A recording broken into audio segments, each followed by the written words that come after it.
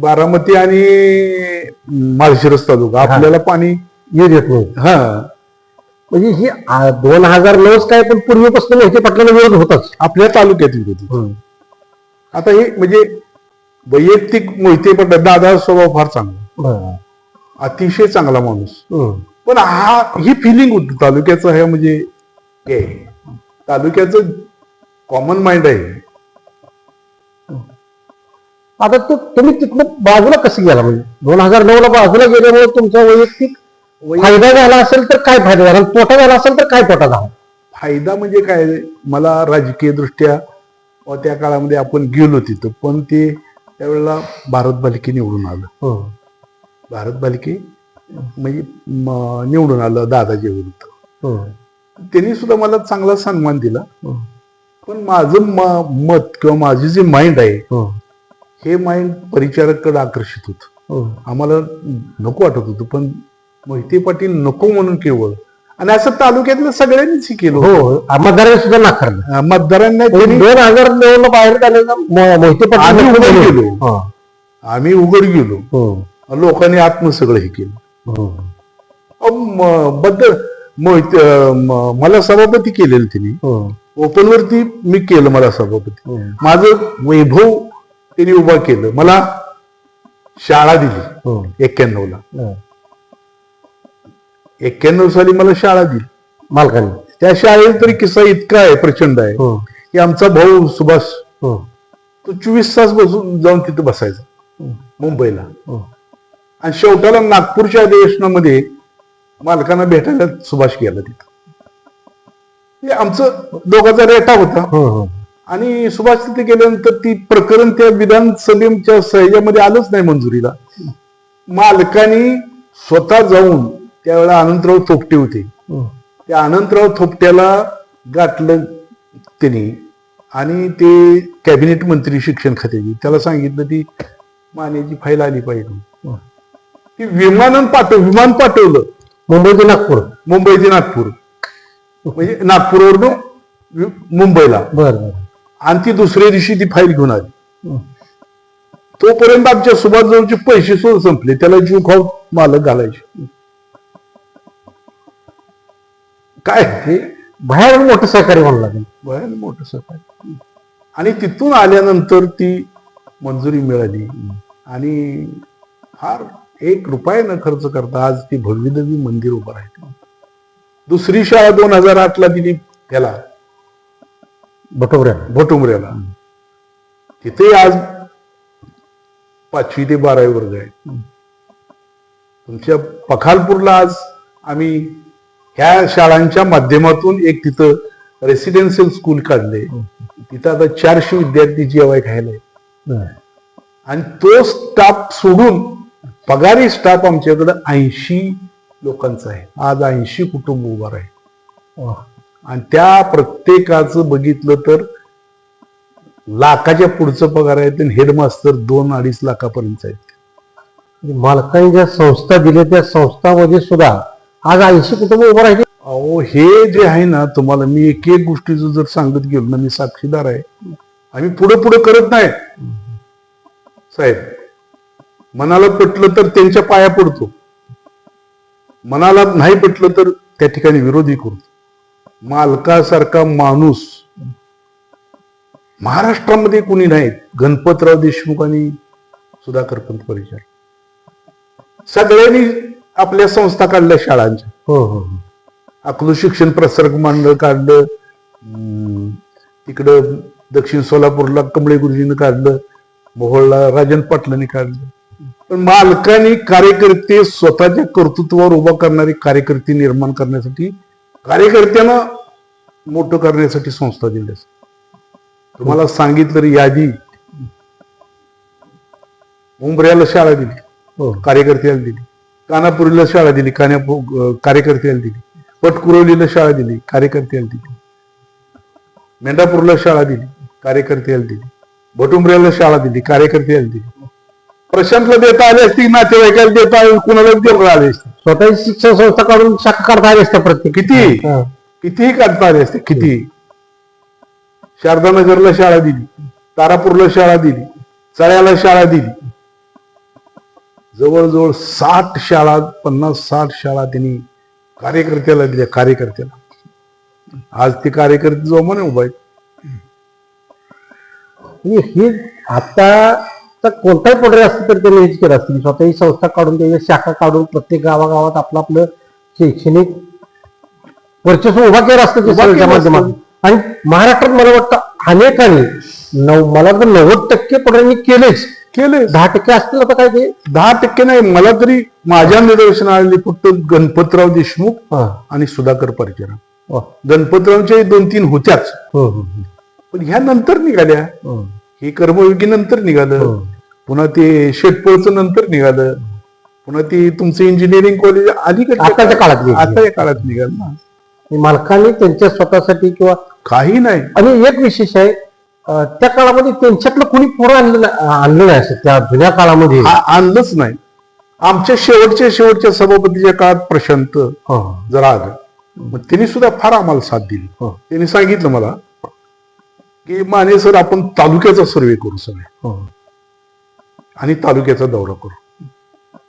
तालुक्याचा दौरा केला आम्ही, आणि कोणत्या गावामध्ये काय कमतरता आहे, कुठं अफसान आहे, कुणाची मागणी काय आहे, गाव बोलवायचं आणि त्यांना विचार, रस्ता कुठं पाहिजे, पाण्याची सोय कुठं पाहिजे, शाळा कुठं पाहिजे, आरोग्य केंद्र कुठं पाहिजे, ह्याचा आराखडा केला. ती पुढची 10 वर्ष त्या आराखड्यानुसार त्यांनी काम चालू केलं, आणि तो त्यांचं व्हिजन चांगलं होतं, अतिशय चांगलं होतं व्हिजन ते सुद्धा. सगळ्या क्षेत्रामध्ये कसगावडे साहेब मालकाने फ्री हँड दिला, फ्री हँड. त्यामुळं त्यातनं कोण एखादा गरीब विधवा कपल्लक एखादी स्त्री वृद्ध बाई भेटली की तिला म्हणे माने सर हिला निराधारच का करत नाही तुम्ही, मग ते पाठीमागच लागणार तिचं होस्त. ती झालं का नाही, काम पारच पडलं पाहिजे. आणि ती बाई पेढे घेऊन आली की त्यांना इतका आनंद व्हायचा की बस. खर तर हा जो आता काळ गेला पाठीमागचा 2009 सत्तांतर झालं, मोहिते पाटील पडले, पण ते जर त्यावेळेला मोहिते पाटील आले नसते तर मालक येत होते, 100% मालक निवडून येते. भारत बालिकेचा उगमच होत नव्हता, उदयच होत नव्हता.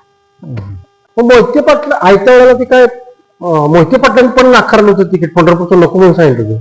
नाही, त्यांना नकोच होतं, त्यांना तिकडचं पाहिजे होतं, पण मालकाने पक्षात भांडण लागू नये याच भूमिकेतून ती जुनी माणसं होती ना. त्यांनी ते पवार साहेबांनी सांगितलं पक्ष अडचणीत आहे ना, मीच थांबतो.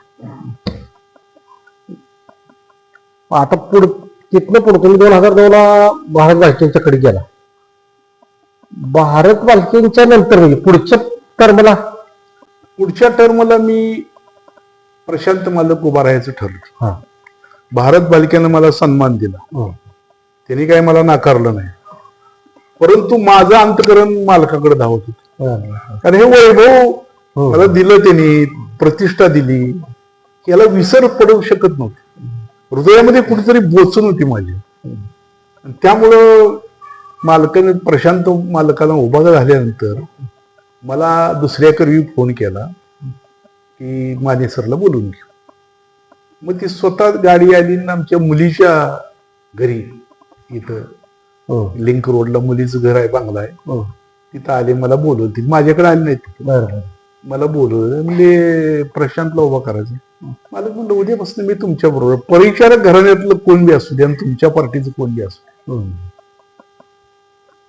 म्हणजे आम्हाला माफ करा की आम्ही भारत बालिकेचा प्रचार काय केला तर मोहिते नको म्हणून केला, उघडपणे केला. बाकीच्यांनी सगळ्यांनी दगा तुम्हाला दिला, पण आम्ही उघडपणे केला. मग ते म्हणले ठीक आहे. म्हणजे मी त्या दिवशीच प्रचाराला गेले. बँकेत गेलो तर तिथे सगळी बसली. आता मालकांच्या जवळ जास्तीत जास्त काळ तुम्ही काढलाय 25 वर्ष, आणि गाडीत मी 15 वर्ष होतो.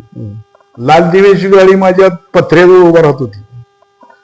त्या काळामध्ये लोकांच्या बरोबर ते मालकांचं बोलणं असेल किंवा लोकांचे ज्या विश्वासानं लोक येत होती त्याच विश्वासानं काम करून घेऊन जात होती, असं काही किस्सा तुम्हाला सांगता येत?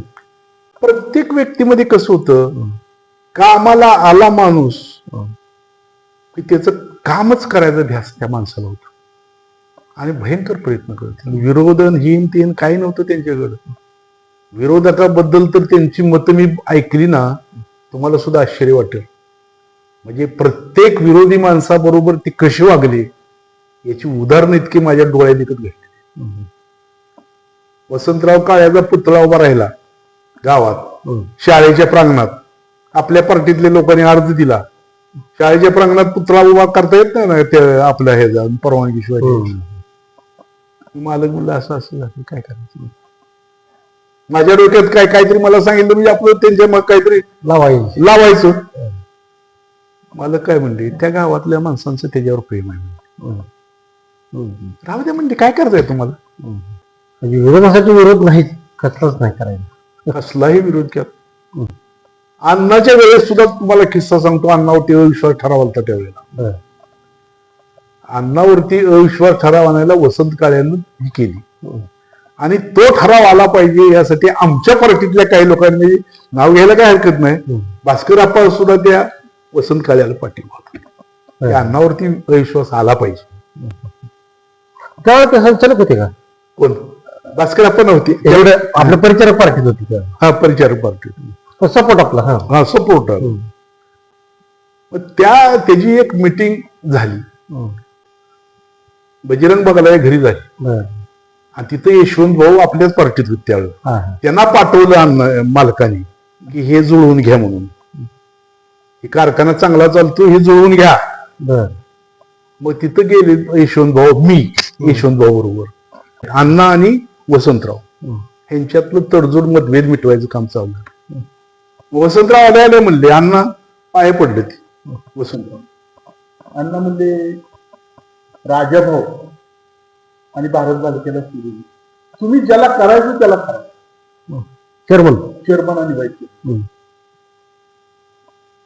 अण्णा तात्कर राजकारण ते ताठरपणे आमदारकी केली, वाकलं नाही कुठे, मागं सरलं नाही केलं. तिने सांगितलं, अरे वसंत, मी तुला राजकारणात आणले, तू मला शिकव तुला राजकारण. ती काय म्हणलं माहिती आहे का वसंतराव? अण्णा म्हणला, तसं म्हणू नका, उद्या तुमच्यावरती विश्वास ठराव येणार आहे. अगोदर सांगितलं होतं. हा, सांगितलं. जा म्हणला. आलं तर म्हणला, मी त्याला घेत नसतो म्हणलं, मी पाठीला उठली तर म्हणजे अण्णाला तोंडावर सांगून विश्वास ठरवला. बजरंग बघायला मालकाने यशवंत भाऊला ते मिटवायचं ते पाठवले, की तालुक्यातला एक कारखाना चांगला चालावा म्हणून मोठ्या माणसाने.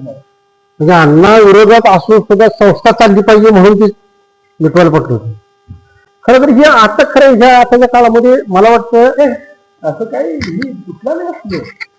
चिंचोलीचा एक सदस्य होता भीमराव गुंड म्हणून, ह्यांना एक माणूस कमी पडत होता. त्या भीमराव गुंडाचं पोरग त्या कारखान्यामध्ये विठ्ठलमध्ये. भास्कराप्पांनी त्याला काय केलं, सांगितलं की तुझं पोरग इकडे लावतो आम्ही, पण तूही इकडे आमच्याकडे वसंतरावच्या बाजूने मतदान कर. मग त्यानं बोलवल्याप्रमाणे ते आलं, पण त्या दिवशी भास्कराप्पा इथं नव्हते. मग ते काय केलं, त्या आपल्या साल विठ्ठल त्यावेळेला व्हाईस चेअरमन होते पांढरंग बाळासाहेब, त्या दुकानात गेलं. त्याच्या दुकानात गेल्यावरती ती म्हणला, मला आप्पाने बोललो होतं म्हणला इकडे जायचं आणि असं ठरवायचं. मग ती साल विठ्ठल मालकाचा फार जवळ कार्यकर्ता, ती गेलं मालकाकडून सांगितलं, असं असं आलंय म्हणलं ती, आणि काय करायचं म्हणलं.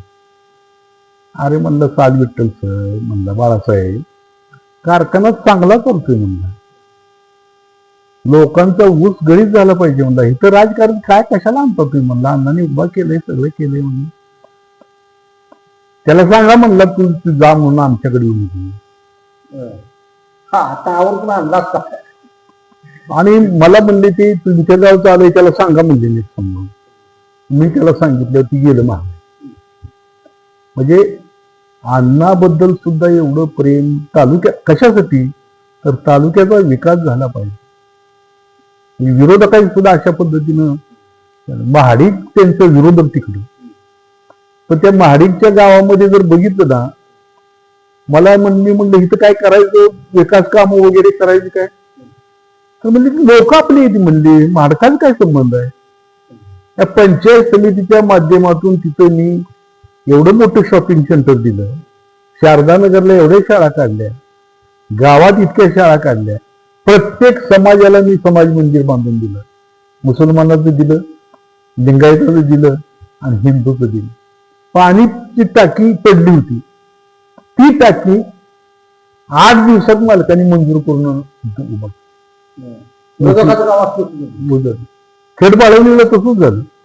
फार गाव विरोध आपले, पण शाळा एक दिवशीच खाली पडली, दुसऱ्या दिवशी शाळेची मंजुरी आणून शाळा उभा केली. विरोधकाला काम करण्याच्या बाबतीत कर्मण्यवाधिकाराची माग फलेश बदाची म्हणून त्यांना योग ही जी उपाधी जोडली ना कर्मयोगीची, ती खऱ्या अर्थानं त्या माणसाला योग्य. आता पुढच्या काळामध्ये ज्यावेळेला तुमची भेट झाली, दुसऱ्या दिवसाला तुम्ही इकडे आला, त्या काळातल्या काय आठवणी माणसांच्या? त्या काळामध्ये मी सर शेवटच्या त्यांचे ज्या होत्या निवडणुका, मी तालुक्यामध्ये 110 सभा घेत, 2 निवडणुका 110. त्याचा किस्सा जर तुम्ही ऐकला तर मी जोर उदार होऊन काम करू त्यावेळेला त्या निवडणुकीमध्ये. म्हणजे त्यावेळेला भारत भालके आणि राजाबापू विरोध होते.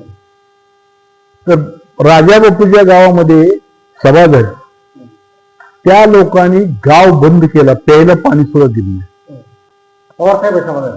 नाही, दादाजी विजयदादा उपमुख्यमंत्री, प्यायला सुद्धा पाणी दिलं नाही. गावातला एक माणूस सुद्धा सभेला आला नाही. बाहेरचा तालुका आला आणि बाजूला अख्खं गाव बसलं. लोकांना बोलताना बुबडी वळत होती, कार्यकर्ते म्हणजे प्रचार करणारे. निर्भीडपणे मी पाऊण तास 45 मिनिटं बोललो आणि ती डायरेक्ट टीका यशवंत भावावरती करून मी बोललो, अख्खं गाव विरोधात. आणि योगायोग काय झालं, विजयदादाच्या गाडीत मालक बसले विरोधात, विजयदादाच्या गाडीत काहीतरी काम असल्यामुळं मी त्यांच्या गाडीत गेलेलो आणि गुडदिशी गेली, मला त्यांची गाडी ठेवली. मग मला एका कार्यकर्त्याने चहा प्यायला बोलवलं, मी त्या तिथं चहा पितोय तर सगळ्या गाड्या निघून गेल्या, कारण गावात कुणालाच ठरा नव्हता ना. मी अडकून बसलो. मला एकट्याला बघून मी टीका आता 2 मिनिटापूर्वीच केली. एक 200-300 लोक भाऊच्या राजाबापूच्या घरासमोर गेले. मी चहा पिऊन बघतो तर तिथला मित्रही म्हणलं, राव आता हे बेकारच झालं म्हणून, हे 200-400 लोक जमली म्हणजे, आणि तुम्हीच टार्गेट. मग मी माझ्या भावाला बोलवलं, सुभाषला बोलवलं. ती सुभाष 2-3 गाड्या घेऊन 5-6 पैलवान त्यात टाकून ती माझ्याकडं भावाला सोडवून दिले. त्या गृहावरून सुटका म्हणते तसं ते करण्यासाठी मला आले. तिथे आल्यानंतर त्यांनी गाडीत बसवलं मला, सुभाषची गाडी पुढे, माझी त्या राजाभाऊ बापू पाटील बाहेर पळत आलं आणि सगळ्याला सांगितलं बाजूला मानेसरला जाऊ. त्यांनी मला इतके शिवाय देत होती, पण राजाभाऊ पाटील म्हणजे शिवाय देऊ नका, त्याला मला त्यांनी तिथून काढून स्वीकारला. तेवढ्या निष्ठेने करून भारत बालिकेच्या गावात सुद्धा विचारा तुम्ही आमच्या दिनकर भाऊना, आमची सभा होती तिथं, कुणालाच बोलू दिला, ती दगडच मारायला लागली. मी भारत बालिकेला फोन केला, आमच्या गावात आले तुला बंद करून म्हणला मी गाव. मग ते काय ठरलं असं की मानेसरला एकट्याला बोलू द्या, मालक नव्हते त्या सगळं.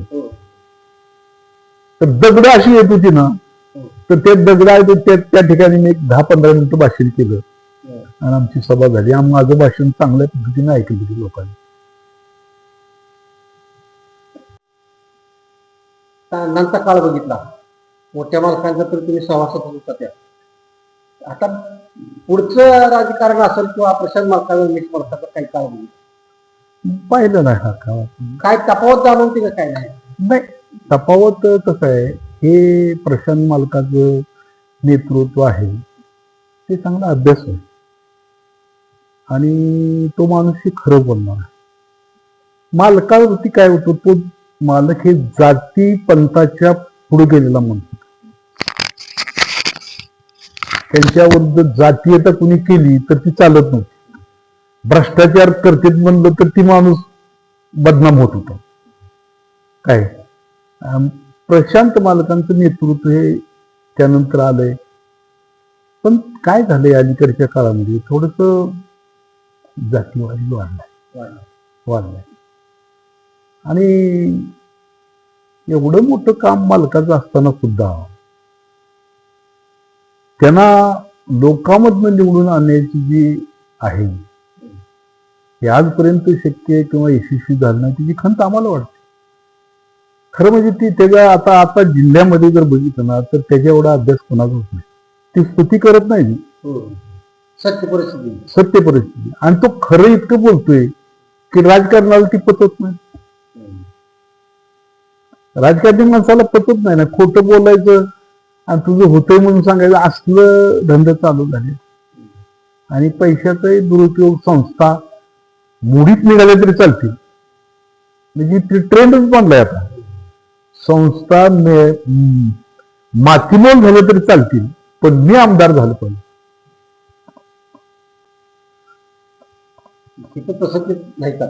इथं नाही चालत ना, इथं चालत नाही ना. म्हणजे खोटं वागायचं अजून काही जमलं नाही त्यांना आणि इथं लबाडाचं सगळं धंदा चाललाय. मालकांच्या गेल्यानंतर समजा पांडुरंग परिवाराचा तोटा झाला, पार्टीचा झाला, तालुक्याचा झाला, वैयक्तिक महावितरणचा काय तोटा झाला?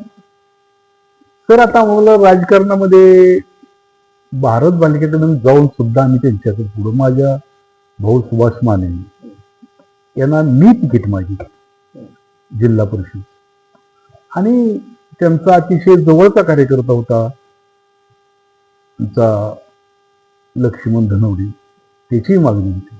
पण मालकाकडे ती केस गेली. म्हणजे प्रशांत मालक काय म्हणले, तुमची केस हायकोर्टात, तुमची केस म्हणजे मालकाने सांगितलं. मग मालकाकडे गेलो. मला म्हणलं सुभाषला तिकीट द्या. त्याने ऐकून घेतलं. कशाला म्हणले, कशाला निवडताय, लय खर्च आहे, आमका आहे तमका आहे. असू दे म्हणलं, त्याला उभा राहायची इच्छा.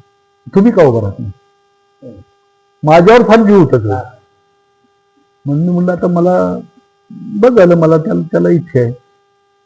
मग शेवटच्या दिवशी त्यांनी सांगितलं सुभाष अर्ज भरला. म्हणजे मला बोलून सांगितलं. म्हणजे हायकोर्टाने आमच्यासारखा निकाल दिला. मी भारत बालक्याकडे सोडून गेल्यानंतर तरी सुद्धा मालकांचा जीव तुमच्यावर होता. म्हणजे कार्यकर्त्यावर एखाद्या किती प्रेम करावं, कार्यकर्त्यावर खरं उदाहरण नाही आपल्या समोर. अहो त्यांचं प्रेमाचं आणि विकासाची जर गाथा गायची सुरुवात केली तर तुम्हाला असं अनेक ठिकाणी माझ्या मुलाखती घ्यावं लागली. मी 15 वर्ष त्या माणसाची सावली बनून राहिली.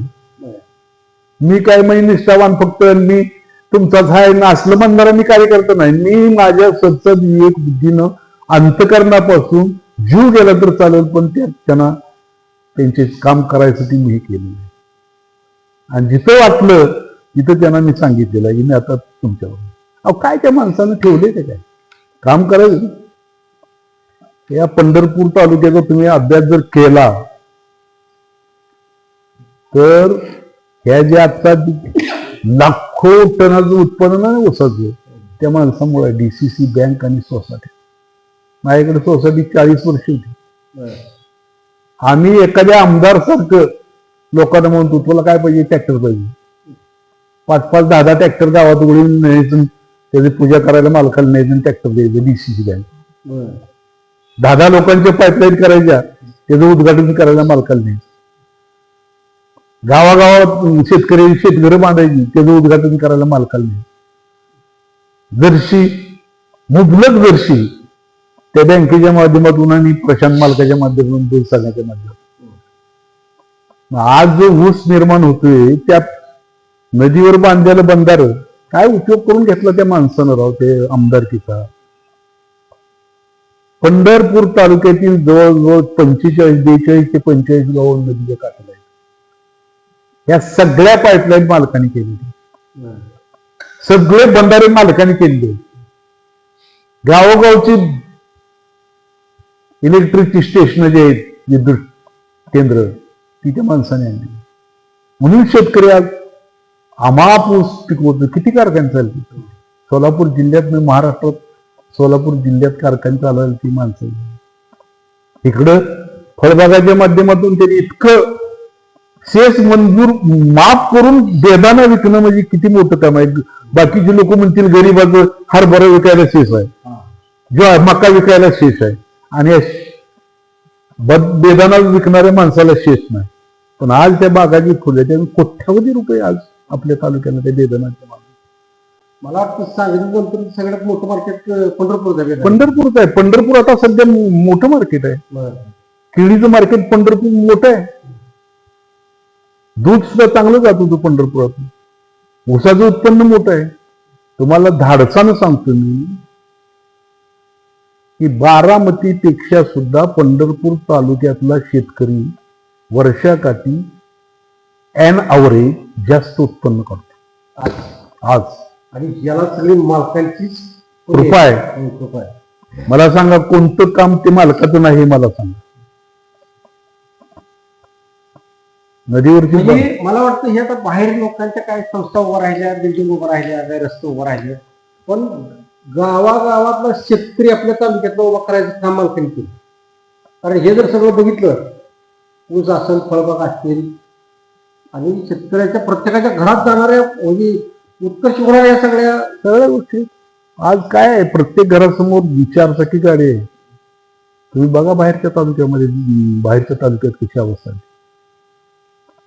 आणि चोख कारखानदारी चालवून आणखी संस्था शाबूतून डीसीसी बँक असेल, अर्बन बँक असेल, पंचायत समिती, नगरपालिका, पांडुरंग कारखाना. कारण त्या काळामध्ये शहाजीबापू सुद्धा, शहाजीबापूंची भाषणं त्यावेळेला कॅसेट असायची की त्यावेळेला तुमची किती सांगायची. ह्याला पंढरपूरला बघा सोन्याचा दिव्या दुकानावर रांगायच्या रांगा लागलेल्या. म्हणजे ही उदाहरणं आपल्या तालुक्याच्या विकासाची ते त्या भागात शोध येत होती लोक. हे खरंच आहे. हे खरंच आहे.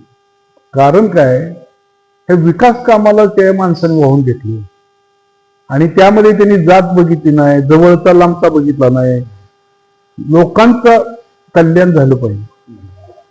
आणि दुसरा पॅटर्न लई मोठा राबवला की विठ्ठल सहकारीचं सभासद व्हायचं झालं तर ना त्या काळात फार महत्वाचं आहे. पण ते सभासद होणं म्हणजे ते फार मोठे सौभाग्य समजलं जायचं. या माणसाने त्याचे उलट केले. त्या पुरुषच्या कारखान्याला सभासद मागील त्याला सभासद, पांडुरंग कारखान्याला मागेल त्याला सभासद. शेतकऱ्याला एवढं रिलॅक्स केलं की सभासदत्व जो कोणी पिकवतो ऊस त्याला सभासद. आणि त्यामुळं लोकांच्या मानकुटावर जे भीतीचं भूत होतं ना ते उतरवण्याचं काम करून शेतकरी रिलॅक्स केलं. आता खरं तर अनेक आपण मालकांच्या आठवणी बघितल्या, तुमचा राजकीय इतिहास बघितला, तालुक्याचं नुकसान झालं, परिवाराचं झालं असेल, कार्यकर्त्यांचं झालं, वैयक्तिक मानेसरांचं काय नुकसान झालं? तेवढे साहेब तुम्हाला मी सांगतो, मालकाचं निधन झाल्यानंतर, माझ्या वडिलांच्या मृत्यूनंतर, आईच्या मृत्यूनंतर जेवढं दुःख झालं होतं त्यापेक्षा जास्त दुःख मला. आणि अतिशय मला इतकं झालं की मी घराच्या बाहेर 3-4 महिने आलो नाही. बर. आणि त्यानंतर लगेच माझ्या मंडळीचं निधन झालं. त्यामुळे मी 1.5 वर्ष घराच्या बाहेर आलो. आणि तो प्रसंग मालकाच्या स्वर्गवाशीचा अंतकरणाला इतका झोंबला की माझ्या माइंडवरती परिणाम झाला. त्या काळापासून मी टोपी घालायला लागलो. त्या काळापासून मी कलब बिलब करत नाही. ते दुःख आहे मला. म्हणजे ते दोन्ही प्रसंग झाले त्याला कारणीभूत आहे. आणि तिथला प्रसंग इतका वाईट होता, इतका हृदयद्रवक होता की ज्यावेळेस मृत्यू झाला त्यावेळेस त्या माणसाचं तालुक्यातल्या प्रत्येक घरानं कशी हिरावून नेहली काठी या आंधळ्यांची, कशी हिरावून नेहली काठी या आंधळ्यांची, झाली आठवण आम्हाला सुधाकर पंतांची. देवाचीच चोरी झाली. आपला देव चोरीला गेला. खरं. आणि तिथला प्रसंग इतका वाईट. तिथं मला त्या प्रसंगाचं वर्णन करणारा माझा एक विद्यार्थी त्या सहकार पोलीस स्टेशनला पोलीस होता, माझा विद्यार्थी. आणि त्या विद्यार्थ्यानं तो जरा धार्मिक होते, त्याच्या गळ्यात माळ होती, त्याच्या सांगायला नाव काय हरकत नाही, वगैरे वगैरे म्हणून. ते पुळजवाडीच होतं आणि ते गाव त्याला इतकं प्रिय होतं मालकानं, ते गाव पुळजवाडी. तर त्या गावचा विद्यार्थी तो पोलीस होता. आणि ते मालकाच्या अंत्यविधीला तिथं एक पोलीस म्हणून तो गेला. आपल्या कारखान्याची एमडी होती आणि घरातली कोणतरी एक दोन मान होत. एवढ्या ह्याच्यामध्ये त्यांचा मृत्यू झाला. आणि त्या ह्याच्यामध्ये त्या पोलिसांना सांगितलं पसायदान मी म्हटलं म्हणून. पसायदान जे म्हटलं ते मालकाच्या शेवटच्या काळात ते माझ्या एका विद्यार्थ्याने म्हटलं. आणि त्यानं डोळ्यात पाणी आणून रडून मला सांगितलं फोन करून, अण्णा असं झालं. आणि केवढा मोठा महामेरू, केवढा मोठा या जनतेचा आधारवर, केवढा मोठा हृदयाचा, सागरासारख्या हृदयाचा हा आमदार, खऱ्या अर्थानं कर्मयोगी असणारा, याचं खोड कौतुक या मरणाच्या वेळी सगळ्यांनी केलं असतं. पण दुर्दैवानं असा प्रसंग आला की कुठल्या वैऱ्याला सुद्धा येऊ नये असा वाईट प्रसंग हा त्या काळामध्ये आला. त्यावेळेस म्हणजे आपण सगळं आता हरलोय अशा प्रकारची हरलेली मनस्थिती माझी झाली. आणि आज सुद्धा त्या ठिकाणी आठवण आल्यानंतर केवढं आपल्याला मोठं केलं, किती आपल्याला ताकद दिली, किती आपला सन्मान वाढवला, ह्याचा डोळ्यासमोर ते चित्र आल्यानंतर आपल्या सुद्धा जीवनाचं त्या एका परिसामुळं सोनं झालं. खऱ्या अर्थानं परिस म्हटलं तर काय वाव होत नाही. अशा माणसाच्या सानिध्यात मला 20-25 वर्ष गाडीत बसून सारथ्य करण्याचं जे भाग्य मिळालं ते कुणालाही मिळणार नाही. मी म्हणत नाही मी लढाऊ कार्यकर्ता आहे, मी लढत आलेलो कार्यकर्ता आहे. कुणाच्या आद्यात नाही, कुणाच्या मध्यात नाही, तोंडावर बसलेली माशी सुद्धा हाणता येत नाही असला मी कार्यकर्ता नाही. नुसतं बसणार जायचं, जाऊन रोज बसणारा नाही मी कार्यकर्ता. त्यांचं काम करणारा, त्यांना जीवाला जीव देणारा आणि त्यांच्यासाठी प्राणाची बाजी लावण्यासाठी सदैव तयार असणारा मी कार्यकर्ता आहे. त्यामुळे अजून सुद्धा प्रशांत मालकांना पुढच्या काळामध्ये आमदार करण्यासाठी वाटेल ते, मला आता 77 वर्ष पूर्ण होत आहेत, पुढच्या काळात सुद्धा शेलार मामासारखं त्यांना आमदार करण्यासाठी, मालकाच्या आठवणीसाठी, मालकाच्या उपकारासाठी, मालकाच्या ऋणातून मुक्त होण्यासाठी कृतज्ञता भावनेनं त्यांच्या पाठीमागं उभा राहण्याची माझी इच्छा. त्यांनी सुद्धा अतिशय धडाडीनं राजकारण करावं ही अपेक्षा. आता त्यांचे काय डावपेच असतील, स्ट्रॅटेजी राजकारणातली असेल, ते त्यांना त्याप्रमाणे ते करतील. पण त्यांच्या पाठीमागं राहून त्यांना सहकार्य करण्याची एक अपेक्षा आहे पुढच्या काळामध्ये, आयुष्याच्या काळामध्ये. तर अशा पद्धतीनं आज आपण मालकांच्या अनेक दुर्मिळ अशा आठवणी माने सरांच्याकडून जाणून घेण्याचा प्रयत्न केला. तालुक्याच्या विकास कामामध्ये मालकांचा भाग आणि माने सरांनी दिलेली साथ, माने सरांनी घेतलेल्या निर्णयाला मालकांनी पाठिंबा दिलेला, हे सगळं आपण मला वाटतं थोड्या प्रमाणात जाणून घेतले. कारण एवढा मोठा कार्यकाळ जर असेल तर हे आज पण आपल्याला काही वेळेचे बंधनं पाळावे लागणार आहेत. पुढच्या काळामध्ये आणखी एखादी आपण मुलाखत घेऊन त्यातून काय प्रसंग घेण्याचा प्रयत्न करू. मला तुमच्याबद्दल एक अभिमान वाटला की गजगावडे साहेब, मी काही कुणाकडे माझं ज्ञान पंचाज्ञा म्हणणारा माणूस नाही. मालकाबद्दल असणाऱ्या भावना अनंत आहेत, त्यांच्या ऋणातून मुक्त होणं अशक्य आहे. पण तुम्ही माझी मुलाखत घेतली आणि मला माझ्या म्हणजे अंतःकरणाला कुठंतरी एक वाट करून दिली, स्मृतीला जागृती करून दिली, ह्याचं मला तुमच्याबद्दल अभिमान आहे. आणि तुम्ही तालुक्यात करताय हे खरोखर मालकांचं कार्य शेवटच्या माणसापर्यंत गेलं पाहिजे. अरे ह्या दुर्मिळ आठवणी ह्या नव्या पिढीला माहिती नाहीत. म्हणजे अशा ह्या अनेक आठवणी आपण जाणून घेण्याचा प्रयत्न केला. अनेक आठवणीपैकी काही आठवणी जाणून घेण्याचा प्रयत्न केला. राहिलेल्या आठवणी सुद्धा आपण कधीतरी पुढे कधीतरी घ्या लोकांपर्यंत. हा जुना राजकीय इतिहास मालकांच्या आठवणीतून, या जुन्या लोकांच्या आठवणीतून आपण त्यातून जागरूक करण्याचा प्रयत्न करू. आणि माने सर, आज तुम्ही आम्हाला भरपूर वेळ दिला आणि मालकांचा जो अपरिचित नव्या पिढीला माहीत नसणारा इतिहास असेल, त्या काळातली कामं असतील, लोकसंपर्क असेल, हे सगळं सांगून नवीन माहिती देण्याचा प्रयत्न केला. त्याबद्दल तुमचं आम्ही आभारी आहोत. ठीक आहे. मालकांना या ठिकाणी मी अंतःकरणपूर्वक या ठिकाणी त्यांना अभिवादन करतो आणि तुम्ही दिलेल्या संधीबद्दल तुमचंही धन्यवाद मानतो. अशीच संधी आमच्यासारख्या कार्यकर्त्याला दिल्यानंतर आम्हाला सुद्धा आनंद वाटतो. तेव्हा तुमचं हे कार्य चांगलं आहे. मालकाच्या स्मृती जागवणं या तालुक्याच्या विकासाच्या दृष्टीनं आणि नवीन पुढाऱ्यांना मार्गदर्शन होण्याच्या दृष्टीनं महत्वाचे आहे. ते तुम्ही करताय. मालकाचं मार्गदर्शन, थॉट्स, विचार काय होते, समाजकार्य काय, ते तुम्ही करताय, त्याबद्दल धन्यवाद. रामकृष्ण.